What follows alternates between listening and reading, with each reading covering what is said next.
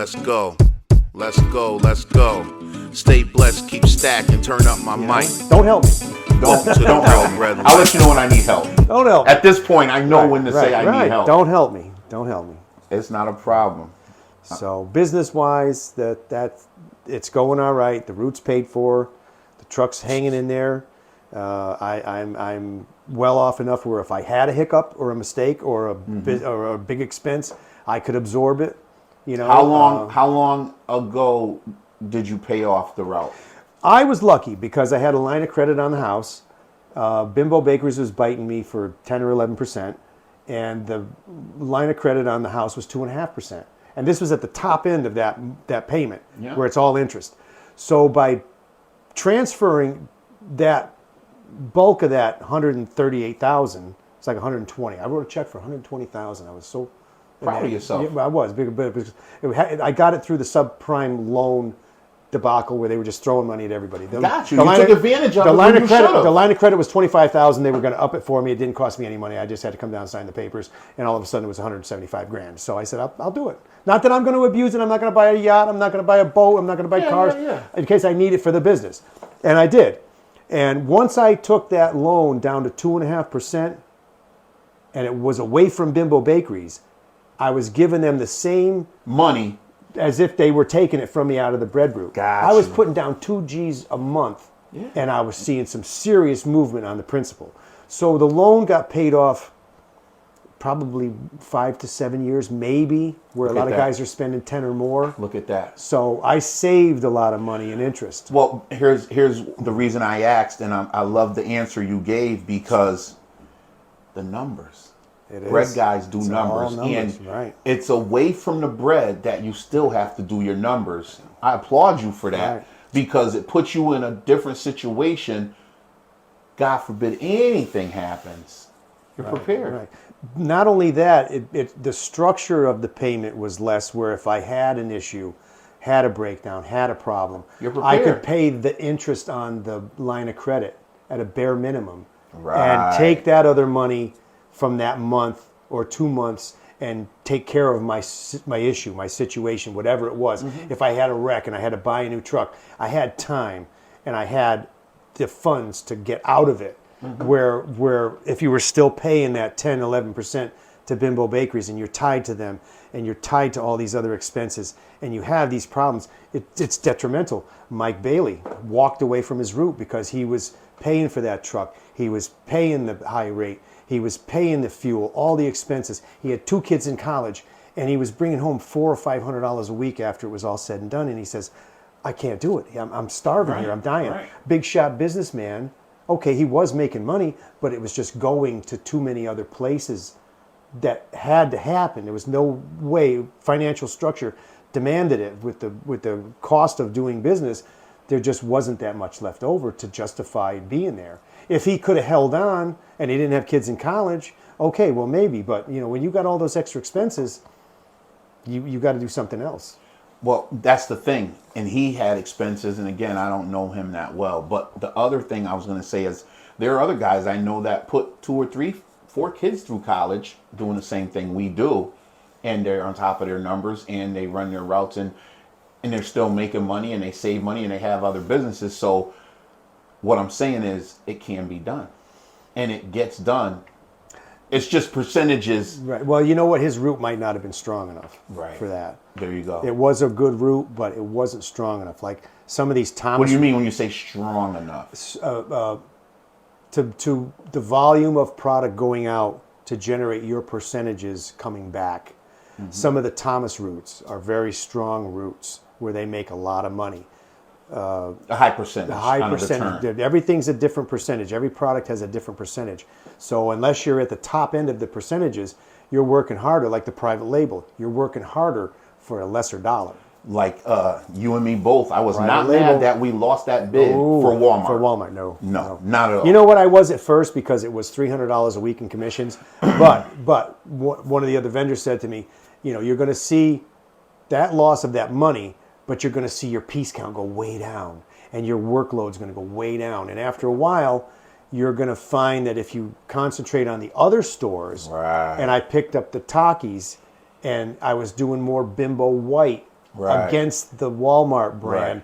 So I lost a little, but once the dust settled and I put the effort into the other stores and picked up a little bit more here and there, it really wasn't that much of a loss. For me, and I wasn't working as hard. Well, for me, I felt like I only had the private label in Walmart, so I didn't really care, to be honest with you. But right after that, in my markets in Wallingford, I got the Thomas.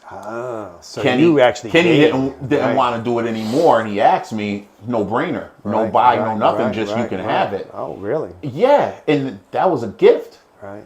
And you, like we just said, Thomas. Right. That's a high percentage. Two IGA markets, and I bring everything that can go in there Thomas wise, and they move. Right. And so it was more than the Walmart. So I could bring 15 stacks of Walmart bread in, and it wouldn't pay me as much as one of those stores. Really? Are you still doing? That's the difference. Yeah. That's the difference. And I'm the only game in town in those markets. Right. That's beautiful. One on the east and one on the west. Right, that's beautiful. Yeah, I love it. He won't ever offer you that to buy it on that route? No, it's mine. Oh, the Thomas, he did buy it's it. Mine. I don't. He has no interest in it at all. No kidding. Yeah, it's they transferred it over to our. Oh, they did. Yeah, it's in my hand. God, that's beautiful. That's what I said. It's a gift, man. I love Kenny. That's my guy, man. Ever since I've been out there with him, and he's a real old schooler. Right. I sit down and talk to him. Like he's one of those real, still doing it, and that's all he does. I look at some of these guys that are 70 years old, and they're But he's functioning like. Right. But this is something that you can do as you get older. Like the logging and land clearing, I would have never made it. Right. It's too physical, too tough. This is something I can do. Because you can pace yourself. I can do it it's at your own leisure. I mean, there is a rhythm to it. You can structure your days, like for instance, the shorter days, a Tuesday or a Friday. You can spread that whole week out 4 to 6 days if you wanted to. Sure. Granted, we kind of go heavy Monday, Thursday, or some Friday, Tuesday. I mean, it all switches up for everyone, but you could spread that out to where it's a cakewalk. Nice, if you wanted to work day. 4 or 5 hours each day, you could. Right. Some days you could do 3. Right. And there's the option of eliminating a day, because I see a lot of guys doing that. You especially. You don't deliver on Saturdays anymore. So don't tell everyone. Okay, sorry. Delete that. But no, I don't. I do deliver on Saturdays. It's just I don't have a big load. So some days I do some. I'm just joking. Some days I do. Some days I don't. But that's only sometimes in the year. There's no way I could get away with that in the next 2 months when roll season starts. But there's no way around you're delivering heavy on the other Monday, days and Friday and Thursday. So that Thursday you just have to go do a pack out. Exactly. Not running the truck, not making a delivery. Yeah. And your day is not as pressure orientated, because you can get up a little later. Yeah. So you get to sleep a little more. Yeah. So I mean, again, and that took me years to figure out. Yeah. This is not something I just when I first started doing the bread, I said, you know what? I'm gonna take it easy on Tuesdays. I was heavy every day. I didn't know how to structure the route. Whereas, okay, this day, this bread's going to be good till Friday. Right. This is going to be good till Thursday. And how to break down. We're talking about tray rounding and breaking down a tray. I didn't know any of that stuff. I'm just ordering so much stuff, and I was overwhelmed. It was nuts. I was getting back at 3, 4 o'clock in the afternoon, and I was coming in with you at 1, 2 in the morning. Wasn't that when Johnny helped you restructure? Well, when Johnny first showed, Johnny Ritchie showed me how to run the route, how to use the hand. He really gave me a good lesson for like a week and a half, maybe 2 weeks. Right. He helped me out. I really broke it down for me the right way. And then, I picked from other people, got information from people out there, and what I thought was useful, I used. But I think it was just trial and error. It was just on-the-job training. Most of it was on-the-job training. I noticed that you sped up tremendously. Well, once I figured it out. You sped up like unbelievable. Yeah.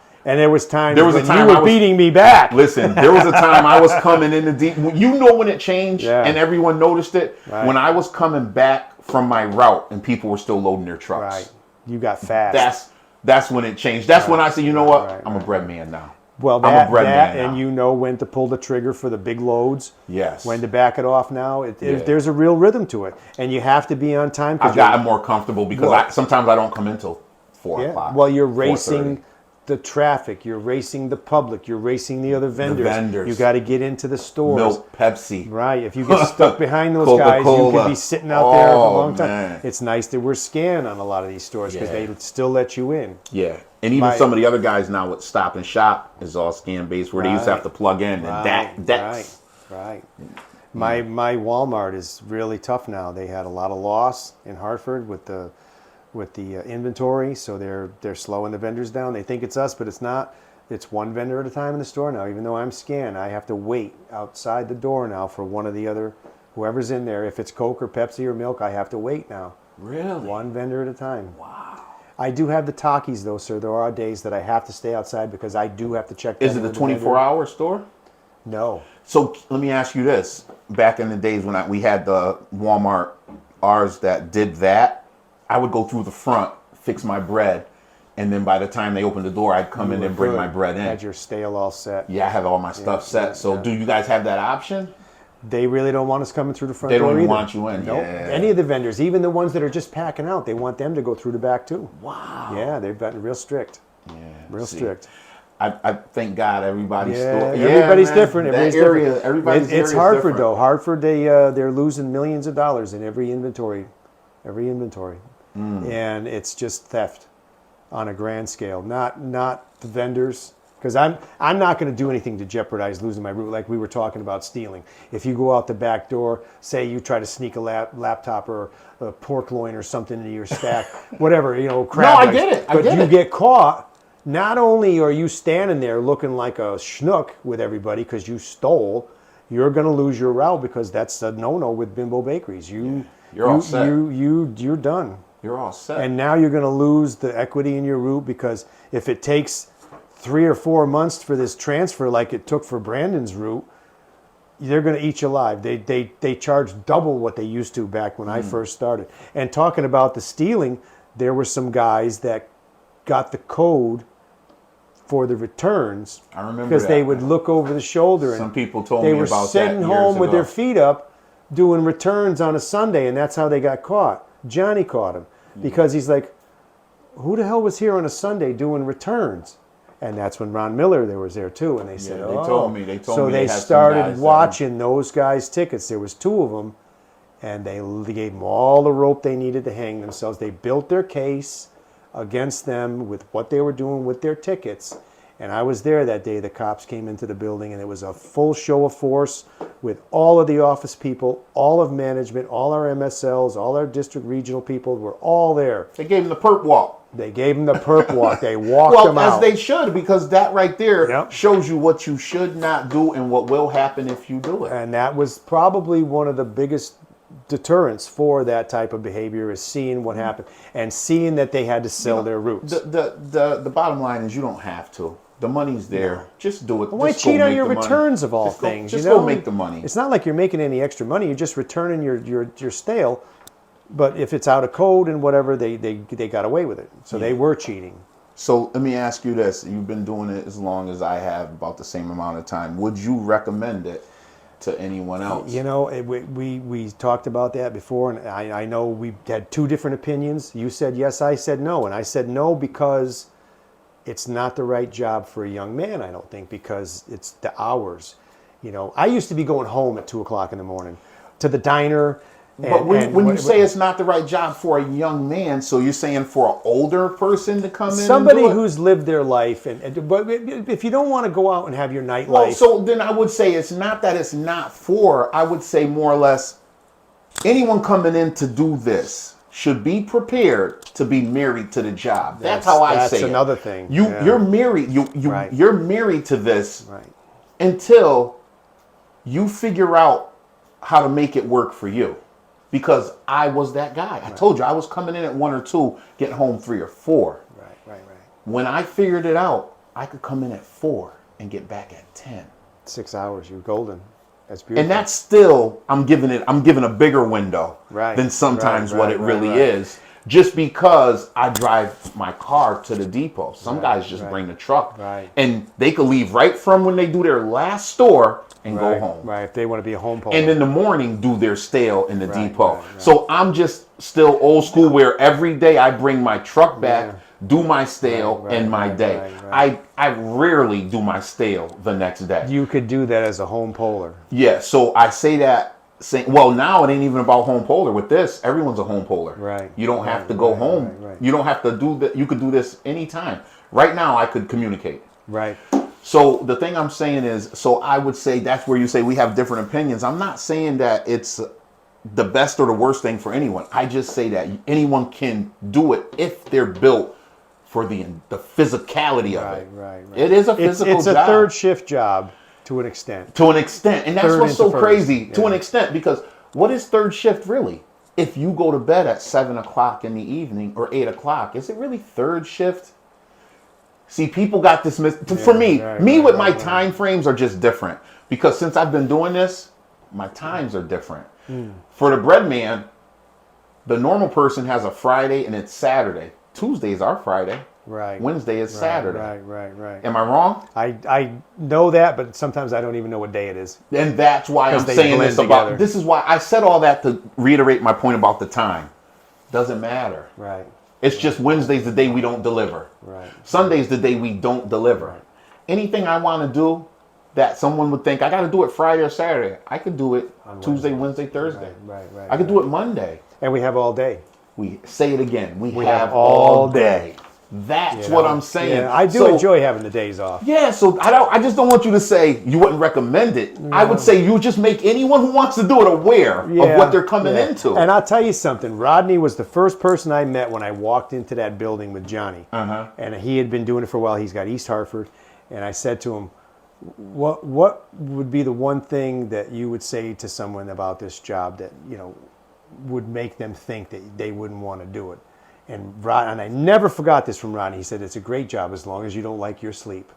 Because you have to get up early, you got to go to bed early, and you don't sleep the same. It takes a while to get used to it because like I said, I enjoyed my life. My nightlife I enjoyed very much when I was younger. And like I said, going home from the bars and whatever at 2 o'clock in the morning, you go to the diner, you're going home, and I would get up at 7 o'clock and go to work.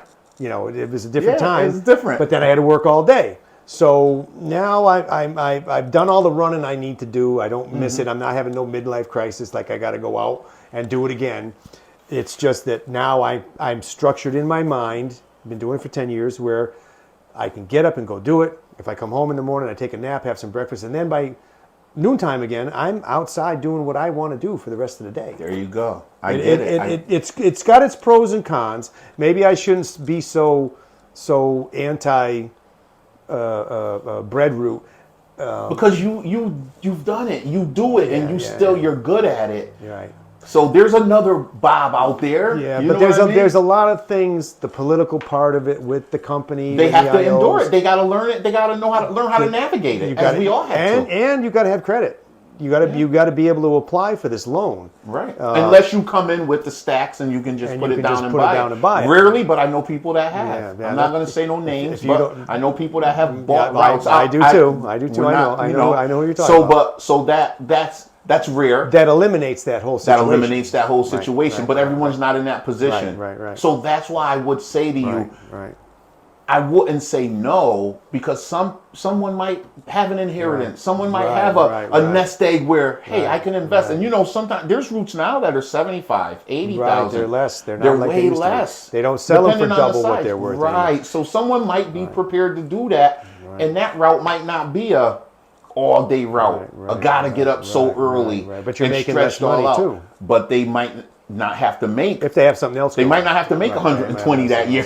Like you and I, Jessica started right around the same time as us too, and it took her 10 years to pay for her. Right. But she just left and went west. But I remember. But remember, she had two at one time. Oh, I didn't know that. She had two routes. Yeah, she did her thing. No kidding. Okay. Well, that's why she good for her that she made the move she did. Right. People don't even realize that. And she can do that out west. You can do this bread thing anywhere. This is, And I hope everyone everywhere sees this, because this is a worldwide thing. Right. We're not just talking about a Northeast thing. That's why I say this to you, Bob. Because we're not just talking about us and a few people around here. Right. It's You're everywhere. talking to people all over the country, right. all over the world. right. So I don't want anyone to be deterred and think, oh, shoot, is that hard? And there's more than just Bimbo Bakeries. Well, there's Every bread Bimbo, company. there's Khaleesi, there's... Right. Pepperidge Farm, Martin's, Talk about it. Country Talk about Kitchen, it. all of there it. you go. And I don't discredit any of them. Right. No, we're all in together. the same thing. Yes. And it's not just the bread. You can do Let's chips. go. You could do goldfish. Cookies. You could do pizzas. You could do Pepperidge Farm old cookies. Mexican food. Old Mexican food. Talk is another about one. it. That's where we're going. know? This is all part of. And you don't need to buy right away. You can do pack talk outs. about it. Let them Do know. pack outs to get your foot in the door and learn. You could ride with someone to learn. There you go. You would have to invest just your time to Now be you're encouraging involved, people, Bob. to be involved enough to say, hey, I'm going to get up and I'm going to go with you so I can see. That's it. You see the and stack I brought at the people door. up. My brother was left the job he was at a few years back, and I, you want to come with me and see what it's about, make a couple dollars. He came out, worked with me. He's a fast learner. Figured it out, the computer, knew what it was about, worked for me once or twice, jumped for Mark once or twice, jumped for someone else, A route came available, he went and bought it. I mean, everyone doesn't do it that fast, Right. but he just was a fast learner, and he still Saw something didn't even in realize you. it now. It's like 3 or 4 years. that he's been Where doing is he? it. He's out of Naugatuck. He is. Oh, okay. Yeah, and Okay. and he loves it. You know got the what I right mean? got the right route. Yeah, he got one that wasn't so big, it wasn't small, and it's just Right, perfect right, for him, right, and he's right, grown it right, since he got it. But the thing I'm saying is, we named all those different companies, all those different products that are Right, available. right. It is worldwide, and I would encourage right. anyone with any thought that they might want to do it to reach out to me. Yeah. Real Bread Life on Instagram. Right. Yeah. Give me a message. Shoot Steer me you a in message. the right direction. There'll be more to come. We're going to put this episode up. I appreciate Absolutely. you coming. Thank you so much for taking the time out of your day on this Sunday. Again, I appreciate it. Yeah. We're going to take a picture or two. I'm going to give you Absolutely. a shirt. And I'm going to shirt. post this. I'll let you know where to find it. I would tell you to tell people your Instagram and Facebook. I don't do that. I can't run the phone. My girl's got a Facebook page. I'm on her once in a while. That's Well, it. hopefully she'll post you on her Facebook page, and people will watch this right, video. right, I'm gonna right, send right. I'm gonna send a link to you. We'll figure all that stuff out, so that way you get some exposure and your people can see you. It's time for me to get hip. I'm gonna give you this right here. This is the last jewel I'm gonna give you for the day. All right. People that are hip don't say hip. Yeah, I guess you're right. I'm an old white guy. I say hip. What's the matter with Don't you? say that, man. My best friend growing up was white. You ever hear anybody Yeah. say that? No, I got best friends that's black. You know what I'm saying? But it's okay, Bob. We don't see color here. We just see that's we right, just that's see right. bread. That's right. You're right. You're right. Listen, the reason I'm doing this is to encourage people to get into the business, to give people exposure about the business, to talk about the business. I'm trying to create a space for us as bread vendors and all vendors out there, so we could share and we could just tell our story, and people could see us other than just the guy they see in the Bread aisle. life. It's real, That's man. real. I didn't even realize it. You said that to me a couple of times, and now I'm seeing what you meant. The bread life. It is a bread life. Because everything we do in life is to get that bread. And you know what? We grow up. You know what? If you own a bread route, you'll never have to buy a loaf. With that, it's true, man. It's true. Again, Free buns. whoa, easy. No, I wanna not- catch not- up. Well, not totally free. You got to do it right. I'd like to thank my guest Bob for coming out, being upfront and honest. If you haven't seen them all, check out all the videos 1 through 5. Real Bread Life, RBL, Resilience Builds Legacy. That's all I got for now. Stay blessed, keep stacked.